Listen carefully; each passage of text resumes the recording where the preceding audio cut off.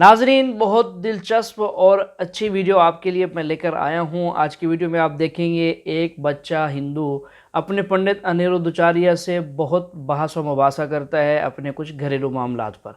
तो नाजरीन, आइए वीडियो को आखिर तक देखिएगा दिलचस्पी से, तो बहुत मज़ा आएगा आपको। और इसके साथ साथ वीडियो को लाइक और शेयर करना, चैनल को सब्सक्राइब करना ना भूलिएगा। गुरुजी, एक मेरा प्रश्न है कि भक्ति करना पाप है? किसने बोला आपको? लोग तो यही मानते हैं कि भक्ति करता है जो वो पागल है। नहीं, वो कहने वाले वो मूर्ख पाप हैं। है। वो मूर्ख लोग हैं तो उसमें उनका भी दोष नहीं है, वो खुद मूर्ख है।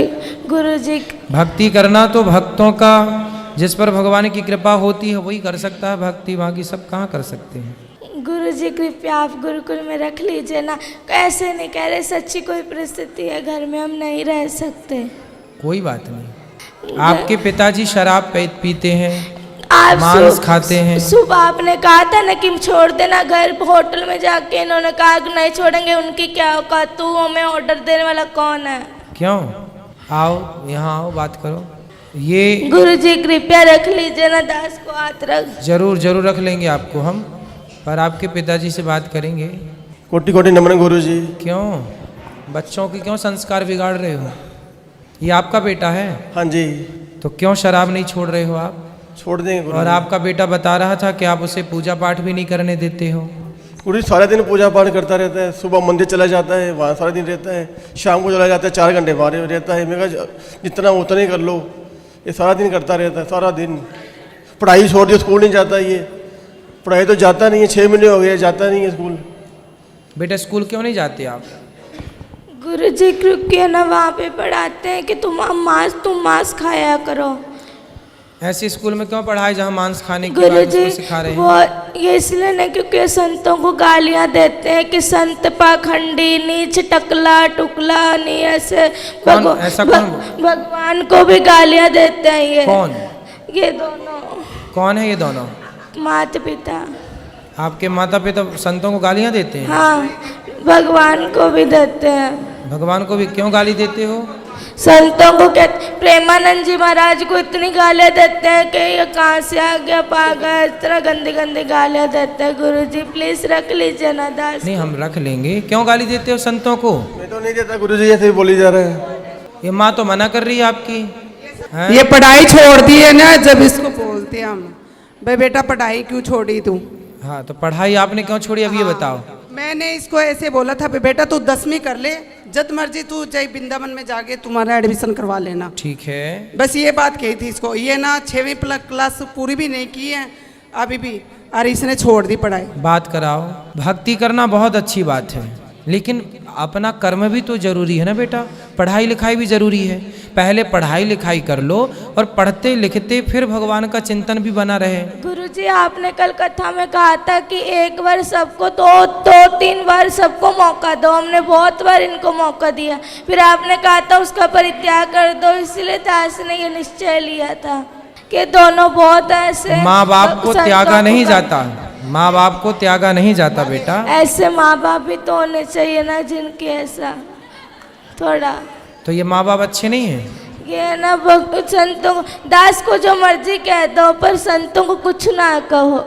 वाह, कितना श्रेष्ठ विचार है बच्चे का। हाँ जी गुरुजी, मैं ऐसे इसको बोल रही हूँ, बेटा तू पढ़ाई भी कर, भक्ति भी कर, जो मर्जी कर, पर इसको पढ़ाई तो जरूरी है नहीं। आप बताओ, इसकी अच्छी लाइफ दे रखी है, हम इसको जो भी चीज़ जीती है इसको मिनट में ला के देते हैं, हम इसकी जरूरत पूरी करते हैं। पर ये कहना नहीं मानता हमारा बिल्कुल से भी, जिद करता है, आपकी जिद चलाता है, हमारे को ऊपर नहीं आना था बिल्कुल भी। चलो अच्छा, यहाँ चलो, यहाँ गुरुकुल में चलो, हम आपको रख लेंगे। तो यहाँ भी तो गुरुकुल में बच्चे पढ़ते हैं ना बेटा, आप पढ़ोगे फिर? हाँ सच्ची पढ़ेंगे। तो फिर वहाँ घर में क्यों नहीं पढ़े? क्योंकि वहाँ पर मतलब वहाँ पे कहते हैं मांस खाया करो। ऐसे स्कूल में पढ़ा लेक्चर में कहा जाता कि मांस खाया करो। तो ये गुरुजी ऐसे कहते हैं, जहाँ वहाँ लेक्चर देते हैं भाई बच्चों को प्रोटीन कैसे ले जाती है शरीर पे, अंडा वगैरह ये बताते हैं। तो इसको कोई कहते थोड़ी भी तू खा, वो तो बताते हैं, आपके लेक्चर देते वो तो मैडम तो जद करके बस इसने स्कूल छोड़ दिया। बताओ। और पढ़ाई भी बहुत अच्छी करता है, बहुत अच्छी पढ़ाई, तो नंबर 1 नहीं है। 550 से नंबर में 450 नंबर लेके आए अभी भी 5वीं क्लास के। लंबर तो आप संतों को बोर्ड के गालियां अंदर। क्यों देती हो मैया? लंबर तो अच्छे हैं पर गालियां क्यों देती हो? गुरुजी दास इसलिए आपके गुरुकुल में पढ़ना चाहता है कि ठीक है। अध्यात्म ज्ञान इसलिए लेना, क्योंकि जैसे आप हमारे भारत को आगे लेके जाए, दास भी मेरे भारत को आगे लेके जाए। ठीक है बेटा, लेकिन आप अभी कौन सी कक्षा में हैं? छठी। तो बेटा आप 8वीं तक तो घर में पढ़ लो ना। यहाँ पर जो बच्चे हैं वो 8वीं के बाद ही यहाँ पर लिया जाता है। आप 8वीं तक 2 क्लास घर में रह के 2 वर्ष तक पढ़ो, और माँ बाप के साथ आप रहोगे तो ये भी जो गलत राह पर हैं, आपके पिताजी मांस खाते हैं, शराब पीते हैं, पहले इनकी शराब मांस आप छुड़वा देंगे अपने संस्कार से। और आप थोड़ा सा पढ़ाई, जो आपकी माँ कहती है बेटा पढ़ो, तो माँ अपनी जगह सही भी है कि वो अपने बच्चों को पढ़ने के घर लिए। में मांस मदिरा खाते, तकलीफ तो आपकी होती माँ है भी ना। मांस खाती हैं? तो सब खाते हैं घर में सारे, पूरा पूरा पूरा घर बदबू बदबू से हो जाता है। पूरे घर में बदबू लाते हैं। कहीं कहीं उसका सिर पकाते हैं, कभी उसके हाथ पकाते हैं, बहुत कष्ट होता है दास को। देखो बच्चा रो रहा है और तो मुर्गी खा रही हो मैया। प्लीज गुरुजी रख लीजिए ना दास। रख लेंगे बेटा। अभी रख लीजिए ना please। ठीक है, अभी रख लेते हैं। ठीक है, क्यों इतना मांस खाती हो कि बच्चे देखिए कितना उनको मन में कितना बैठा हुआ है अब डर। गुरुजी क्या करें, घर में जो खाते हैं सभी खाते अरे तो हैं, सास ससुर भी खाते हैं।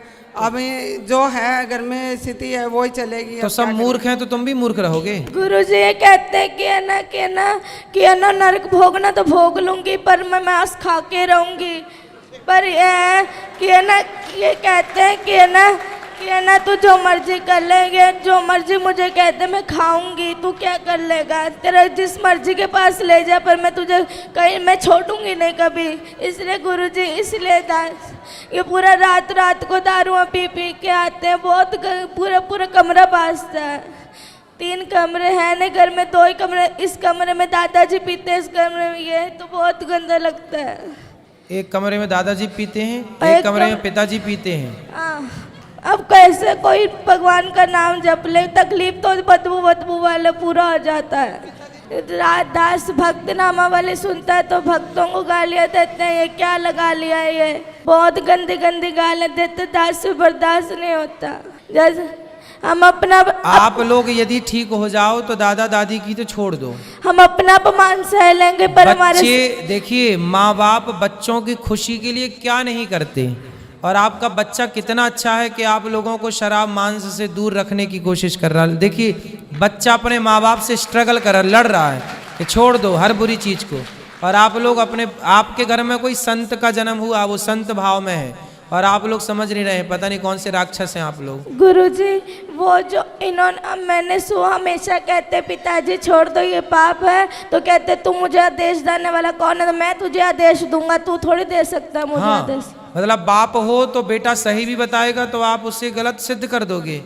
अरे भाई बाप हो पर हो तो गलत ना। गुरुजी सारे घर में बड़े पिताजी नीचे से लट्टू होकर के गिर गिर के नालियों में पड़ के आते हैं, बहुत गंदा लगता है दास को। सही है। रातों रात लड़ाई। तुम्हारे वंश में कोई बहुत बड़ा पुण्य था किसी का कि ऐसा भक्त का जन्म हो गया, वरना तुम सबको यही बचाएगा नर्क जाने से, वरना तुम सीधे नर्क की टिकट कटी पड़ी है। गुरुजी घर में अस्तगफिरुल्लाह। नाज़रीन आपने सुन लिया, ये पंडित कह रहा है उस बच्चे के माँ बाप से कि तुम्हारी नर्क की टिकट कटी पड़ी है। कितनी बड़ी बात है और कितनी गलत बात है। एक आदमी किसी के बारे में नहीं कह सकता कि तुम जहन्नमी हो, जहन्नम में जाओगे, लेकिन जिसने अपने मज़हब का ठेका ले रखा है अनिरुद्धाचार्य, इसने तो यकीनी बात कह डाली कि तुमने जहन्नम का टिकट ले लिया। नऊज़ुबिल्लाह मिन ज़ालिक। नाज़रीन ऐसे लोग हैं जिन्होंने अपने मज़हब के लोगों को भी ख़राब कर रखा है, और बेदीन होने के साथ साथ जो है दूसरे मज़हब के लोगों को काफिर कहते हैं, उनको गलत कहते हैं और अपने मज़हब को सही कहते हैं। जबकि आप खुद अंदाज़ा लगा सकते हैं जितनी गंदगी और नापाकी पलीदी इन्हीं के अंदर होती है और इन्हीं के अकायद के अंदर होती है। बुतों की पूजा ये करते हैं ऐसा। अब देखें, गोश्त खाना, मुर्गी तक इनके यहाँ खाना मना है, हराम है, गोश्त खाना हराम है, जबकि इनकी किताबों में लिखा हुआ है गोश्त खाना जायज़ है। बड़ा अजीब है, पंडित लोग अपने पेट के लिए सब कुछ कर लेते हैं, लोगों में कथा के अंदर तो कुछ और बातें कहते हैं, लेकिन यही खुद अकेले में छुप के खामोशी से यही लोग गोश्त खाते होते हैं। तो हम नाज़रीन चलिए आगे देखते हैं क्या कहते हैं। में बहुत गंदी गंदी गालियाँ निकालते हैं ये सारे। लड़ाई अपने भाइयों से लड़ाई करी हुई है, सबसे लड़ाई करते हैं ये, और बहुत गंदी गंदी गालियाँ निकालते हैं ये। आप इनसे कहते गालियाँ मत निकाला करो किसी को, और जैसे वो वाली नहीं, वो गंदी गालियाँ होती है वो निकालते हैं ये। अभी नाम है ताहिर अब्दुल्ला। सवाल ये है कि एक तरफ इस्लाम में ये कहा जाता है कि अपने वालदाओं को मतलब उनकी खिदमत करना ज़रूरी है, तो अगर मेरे ईमान लाने पे उन लोगों को तकलीफ़ है और मेरे ईमान पे, मेरे नमाज पे पढ़ने पे उन लोगों को तकलीफ़ है, तो इस हाल में क्या किया जाए? ईमान पे मतलब कमज़ोरी आती जाती है। भाई साहब ने बहुत अच्छा सवाल पूछा है। वो कह रहे थे कि वो पहले हिंदू थे, अब इस्लाम कबूल किए, अल्हम्दुलिल्लाह, मैं आपको कांग्रेचुलेट करता हूँ, माशाल्लाह। वो कह रहे हैं कि अभी इस्लाम कबूल करने के बाद अगर उसकी माँ या उसके वालिदैन दोनों एतराज़ करते हैं नमाज के ऊपर, तो भी क्या मुझे उसकी इज़्ज़त करना चाहिए? क्या मुझे उनकी खिदमत करना चाहिए? जो भी मैंने तकरीर में कहा वो अपने जगह पे बिल्कुल सही है। आपको अपने वालिदैन की खिदमत करना चाहिए, उफ तक नहीं कहना चाहिए। लेकिन कुरान मजीद में जो मैं आयत कोट किया, सूरह लुकमान की सूरा नंबर 31 आयत नंबर 14 में, कि हमने इंसानों से कहा है कि अपने वालिदैन से हुस्न सलूक करे, और तुम्हारी माँ ने तकलीफ़ से तकलीफ़ के बाद तुम्हें जना और 2 साल तक दूध पिलाए। उसके फ़ौरन बाद लिखा है, लेकिन अगर आपके वालिदैन आपके साथ जिहाद करते हैं, जुद्दोजहद करते हैं, आपको किसी और की इबादत करने के लिए अल्लाह के अलावा, यानी आपको शिर्क करने पे मजबूर करते, तो उनकी बात मत मानो, लेकिन फिर भी उनके साथ हुस्न सलूक करो। तो कुरान में ये लिखा है कि आपके वालिदैन की इज़्ज़त करो, हुस्न सलूक करो, लेकिन अगर वो अल्लाह के ख़िलाफ़ जाते हैं या अल्लाह के रसूल के ख़िलाफ़ जाते, उस वक्त आपको उनकी बात नहीं मानना चाहिए, लेकिन फिर भी हुस्न सलूक करना चाहिए। नाज़रीन, इस्लाम हुक्म देता है औलाद को अपने वालिदैन के साथ हुस्न सलूक करने का।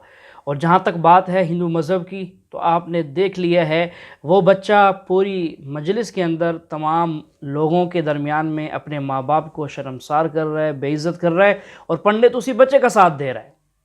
बच्चे का साथ देते हुए उसके माँ बाप को कोस रहा है और उन्हें गलत कह रहा है कि तुम ऐसा क्यों करते हो, बच्चे को जो है वो सहूलियात दो, वगैरह वगैरह जो बातें आपने सुनी हैं। तो ये है हिंदू मज़हब जो है वो हुस्न सलूक नहीं बल्कि बदसलूकी सिखाता है। ये बच्चा बड़ा होकर क्या करेगा? अपने माँ बाप को घरों से निकालेगा नहीं तो क्या करेगा? नाजरीन, चलिए आगे सुनते हैं मज़ीद डॉक्टर साहब क्या कहते हैं। तो वो अगर बोलते हैं नमाज मत पढ़ो, आपको नमाज पढ़ना चाहिए, लेकिन फिर भी उनके साथ प्यार से पेश आना चाहिए। आपका फ़र्ज़ है कि आप आपके वालिदैन के, भले वो मुशरिक है, भले वो गैर मुस्लिम है, फिर भी आपको उनके साथ प्यार से पेश आना चाहिए। ये फ़र्ज़ है आपका। अगर आप प्यार से पेश नहीं आएंगे तो आप अल्लाह के ख़िलाफ़ जाएंगे, अल्लाह के रसूल के ख़िलाफ़। लेकिन अगर वो आपसे कुछ चीज़ कह रहे हैं जो शरीयत के ख़िलाफ़ है, अल्लाह और अल्लाह के रसूल के ख़िलाफ़ है, तो उस वक्त आप उनकी बात मत मानिए, लेकिन फिर भी उनके साथ प्यार से पेश आइए और उनको दावत दो।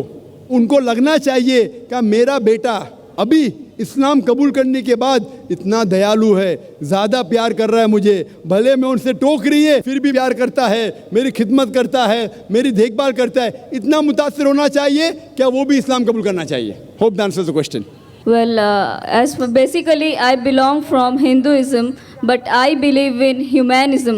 So that is why my question is, like, if I have to marry a Muslim, and should I need to convert it to Muslim or Islam?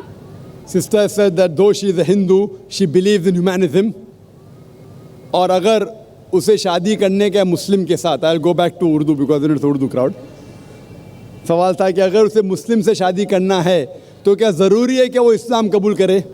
Sister, अगर आप कहते हैं कि आप ह्यूमैनिज़म, इंसानियत में मानते हैं, तो इस्लाम में सबसे पहला चीज़ है क्या? इंसानियत होना चाहिए आप में, नंबर 1। और एक चीज़, अगर गाड़ी चल रही है, एक चाक गाड़ी का ट्रैक्टर का है और एक चाक साइकिल का है, तो गाड़ी चल सकती क्या? एक ट्रक का चाक है, एक साइकिल का है, तो गाड़ी चल नहीं सकती। चारों पहिए यकसा होना चाहिए तो गाड़ी चलेंगी। तो इस्लाम के अंदर है कि बुत परस्ती गलत है, एक खुदा को मानो, मोहम्मद सल्लल्लाहु अलैहि वसल्लम को मानो। अगर Sorry to interrupt you, but I would like to say that I do not believe in idol worship. I believe in one supreme power, That is, you call it Allah, I call it Bhagwan. Hinduism में भी लिखा हुआ है कि भगवान एक है, बुत परस्ती गलत है। हिंदुइज्म में और भी लिखा हुआ है, हिंदुइज्म पढ़ेंगे तो आपको मानना पड़ेगा कि एक आखिरी पैगंबर आने वाले हैं जिसका नाम है मोहम्मद सल्लल्लाहु अलैहि वसल्लम। तो अगर आप सच्चे इंसान हैं तो ईश्वर के अलावा, एक खुदा के अलावा आपको आखिरी पैगंबर में भी मानना पड़ेगा, और आखिरी पैगंबर को जो किताब नाजिल की उसको भी मानना पड़ेगा। आप अगर चाहे आपका नाम मत बदलो, मुझे इतराज़ नहीं है, लेकिन आपको एक खुदा में मानना पड़ेगा, आखिरी पैगंबर में मानना पड़ेगा, आखिरी पैगंबर की किताब में मानना पड़ेगा। यही सही इंसानियत है। इंसानियत के लिए आपको इंसान के बनाने वाले भगवान को मानना चाहिए। पहले ये तहकीक करना चाहिए कि भगवान की किताब कौन सी है। आप जब तहकीक करते हैं तो पता लगता है कि भगवान की कई किताबें आ चुके हैं, आखिरी किताब है कुरान मजीद। अगर आप सच्चे इंसान हैं तो आपको आखिरी पैगाम जो खुदा का है, ईश्वर का है, भगवान का है, अल्लाह का है, उसको आपको मानना पड़ेगा, और उसके आखिरी भेजे हुए पैगंबर को भी मानना पड़ेगा। अगर आप इसको मानते हैं तो आप सच्चे इंसान हैं, और अरबिक में आपको कहा जाएगा मुस्लिम। आपको नाम बदलने की ज़रूरत नहीं, फिर ही आप सच्चे इंसान हैं। अगर आप सिर्फ एक खुदा में मानते और बुत परस्ती नहीं करते तो आप आधा काम कर रहे, पूरा नहीं कर रहे। Hope the answers the question.